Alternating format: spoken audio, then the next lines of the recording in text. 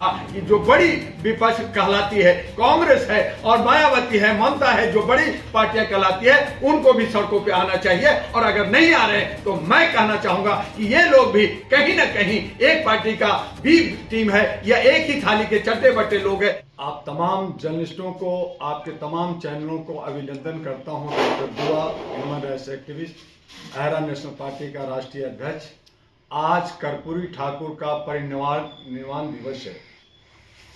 कर्पूरी ठाकुर जी को जद्दोजहद के बाद भारत रत्न मिला और ऐसे वक्त में मिला जब चुनाव चेहरे पे हो। आज 17 फरवरी को मैं जंतर मंतर पे आपके तमाम साथियों के साथ भारत के 36 राज्यों से हमारे जनप्रतिनिधि आ रहे थे। हम लोग वहां पे 9 रत्नों का प्राण प्रतिष्ठा उनके आह्वान करने जा रहे थे कि हम लोग उनके आदर्शों पे चल करके और देश के अंदर जो हमारे संविधान खतरे में है, जो हमारा लोकतंत्र को इन्होंने जोगतंत्र बना दिया है। आज दिल्ली के अंदर धारा 144 लागू करके जहां पे ये हरियाणा में रैलियां हो रही है, आपका पंजाब में और अलग क्षेत्रों में रैलियां और प्रदर्शन हो रहे हैं, लेकिन दिल्ली को इन्होंने जो है एक किला बना दिया गया है जहां पे धरना प्रदर्शन पे रोक लगा दिया गया है। धारा 144 लागू कर दिया गया है। मैंने सारे परमिशन लिए थे। डीसीपी ने कहा देखते हैं दुआ जी, देखते हैं। लास्ट तक करते करते हमारे कई लाख रुपए खर्च हुए, जो भारत से, जो तमाम हिस्सों से आके जो होटलों में रुके हुए हैं, और कई लोग वापस जा रहे हैं, कई लोग रुक गए।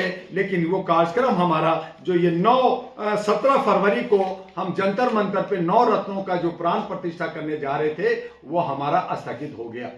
तो ये हमारा एक था कि जिस तरह से आज हमारे देश के अंदर नफरत और धर्म की राजनीति चल रही है, वहां पे हम लोग लोकतंत्र और संविधान बचाने के लिए ये तमाम जो 9 रत्न है, जिनको भारत रत्न मिला हुआ है, जिन्होंने लोकतंत्र को बचाने के लिए अपनी शहीदी दी है, और ऐसे लोगों को, जिसमें गांधी जी, हमारे अंबेडकर साहब, हमारे अब्दुल कलाम आजाद साहब, हमारे जयप्रकाश नारायण जी, कर्पूरी ठाकुर जिनका परिनिर्वाण दिवस है आज, और हमारे महात्मा फूले और काशीराम जी, जिनकी जितने हिस्सेदारी, उसकी भागीदारी की बात हम कर रहे हैं, और उस पे ये लोग पीछे जा रहे हैं। हमारे क्रांतिकारी नेता सुभाष चंद्र बोस और करुणानिधि को लेकर के हम आज कार्यक्रम कर रहे थे, जो स्थगित हो गया।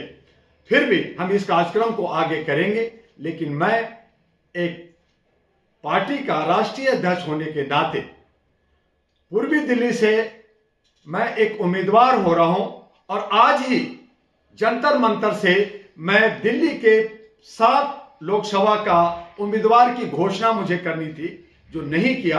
आपके साथ शेयर करते हुए वो 7 नाम, जिसकी हम लोग दिल्ली में लोकसभा में चुनाव लड़ाने जा रहे हैं। नई दिल्ली से हरि भाई पटेल हैं, जिनको हम लोग टिकट दे रहे हैं अहरा नेशनल पार्टी की तरफ से।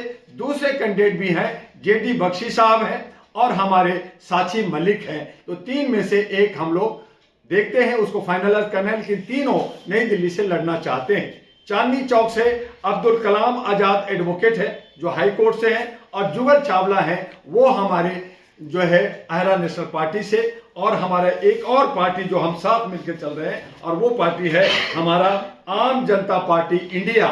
उससे हम लोग जो है मिल करके भारत के 400 सीटों पे अहरा नेशनल पार्टी करीब 200 सीट और आम जनता पार्टी इंडिया 200-400 पे लड़ रहे हैं। बाकी और भी हम तैयारी कर रहे हैं। तो हमने आपको जो दिल्ली का जो हमने बताया कि हमारे नई दिल्ली से हरि भाई पटेल होंगे, जेपी बख्शी साहब और साक्षी मलिक में कोई एक का नॉमिनेशन हम लोग कराएंगे। चांदनी चौक से अब्दुल कलाम आजाद एडवोकेट और जुगल चावला जी होंगे। दक्षिणी दिल्ली से डॉक्टर अनिल जो होंगे, वो हमारे एमपी का ही कैंडिडेट है, और ये बहुत ही कांग्रेस के 30 साल के एक बड़े लीडर थे, लेकिन कांग्रेस में उनको जगह नहीं मिल रही है, तो हमारे अहरा नेशनल पार्टी से लड़ेंगे। पश्चिमी दिल्ली से सरदार चरण सिंह जी, जो हमारे उनकी चुनाव चिन्ह हेलीकॉप्टर है, उस पर वो लड़ने जा रहे हैं। ये हमारे AJPI जो पार्टी है, जो हम सब एक साझा में, चाहे हम उसको अलायंस कहें, कर रहे हैं। और पूर्वी दिल्ली से मैं स्वयं डॉक्टर एमी दुआ, जो चकला बेले मेरा चुनाव चिन्ह है, NP से मैं उम्मीदवार बनने जा रहा हूं, नॉमिनेशन कराऊंगा। और उत्तर पूर्वी से हमारे आयुष्मान भारत है और बबीता भी है, लेकिन आयुष्मान भारत जी को हम लोगों ने फाइनल किया है कि वो उत्तरी पूर्वी दिल्ली से हमारे लड़ेंगे। और पश्चिमी दिल्ली से हमारे कैप्टन रमा आर्या, जो हिंदुस्तान की पहली कैप्टन है जो एयरफोर्स की रही, और वो रिटायर होने के बाद अब वो जो है हमारे चुनाव में कैप्टन रमा आर्या को हम उतार रहे हैं। इस तरह से आप देखेंगे कि 7 जो लोकसभा चुनाव है उसमें हम लोग जो है 3 या 4 महिलाओं को उतार रहे हैं और बाकी हमारे पुरुष हैं। तो इस तरह से दिल्ली के साथ एमपी का चुनाव और इसी तरह से हरियाणा और तमाम राज्यों का अलग अलग हम लोग प्रेस कॉन्फ्रेंस करेंगे। और जल्द ही आपको 200 हमारे अहरा नेशनल पार्टी और 200 हमारी आम जनता पार्टी इंडिया की तरफ से आपको उम्मीदवार हम सुनाएंगे। और हमारे उसमें मुख्य रूप से जो हमारी जो एजेंडा है, बाकी लोगों ने जो भी कहा, जुमलाबाजी किया, जो भी किया, लेकिन हमारा जो एजेंडा है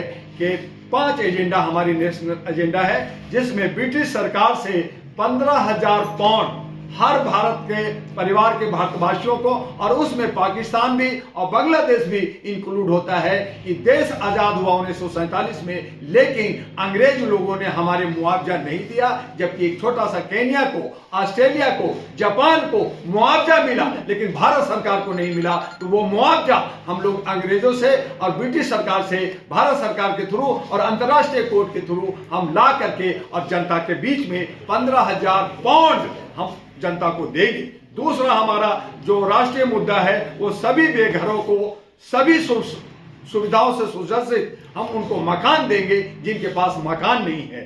और जितने भी बेरोजगार हैं, तीसरा जितने भी बेरोजगार है, आज सरकार कहती है 2 करोड़ देंगे, 5 करोड़ देंगे, लेकिन हमारे पास प्रोजेक्ट है, हमारे पास सारे रास्ते हैं, हमारे पास धन कहां से आएगा, क्या होगा, वो भी सारी व्यवस्था है। उसमें सभी बेरोजगारों को हम लोग रोजगार देंगे। और चौथा है कि सभी को समान रूप से न्याय, जहां 6 करोड़ हमारे कोर्ट के अंदर केसेस पेंडिंग है और उनको न्याय नहीं मिल रहा, तो न्याय और सुरक्षा ये बहुत जरूरी है देश के लिए, वो हम लोग जो है देने जा रहे हैं। और 5वां जो हमारा जो एजेंडा है राष्ट्रीय, जिसकी जितनी संख्या भारी उसकी उतनी भागीदारी को हम लोग देंगे। और इस तरह से हम लोग जो है राष्ट्रीय एजेंडा बना करके पूरे भारत के अंदर जुमलेबाजी नहीं, बल्कि जो हमारी एजेंडा है उसको हम लोग एफिडेविट दे रहे हैं सुप्रीम कोर्ट से।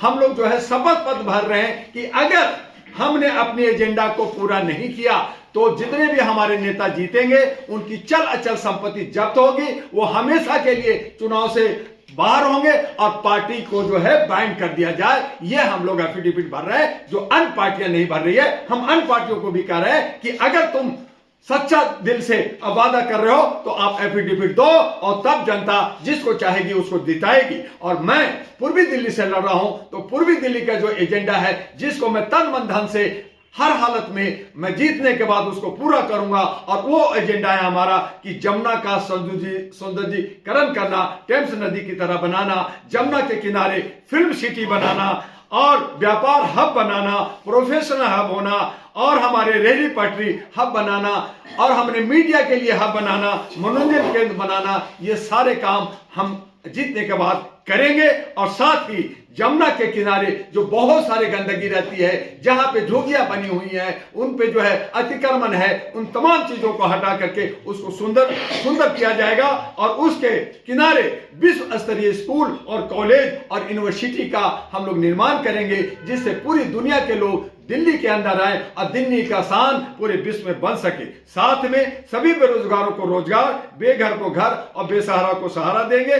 शिक्षा, स्वास्थ्य, सुरक्षा एक समान हो, 24 घंटे बिजली, जल, स्वच्छता और परिवहन। जो हमारा दिल्ली एक राजधानी है देश का, हम जो है न्यूयॉर्क जाते हैं, पेरिस जाते हैं, तो वहां 24 घंटा शहर खुला रहता है। आज हमारा दिल्ली के अंदर बेंगलोर भी कमोबेश रात में खुलने लगा है, दिन और रात खुलने लगा है, तो दिल्ली राजधानी क्यों ना खुले। इसलिए हम लोग जो है 3 शिफ्ट में दिल्ली को रोशन करेंगे, और यहाँ परिवहन 3 शिफ्ट में चलेगा, यानी रात दिन दिल्ली खुला होगा। और इसी तरह से जितनी भी समस्याएं होंगी उनकी सबकी भागीदारी और सिंगल विंडो सिस्टम पे कि कहीं कोई भ्रष्टाचार ना हो, उसके लिए हम लोग सिंगल विंडो सिस्टम को लागू करेंगे।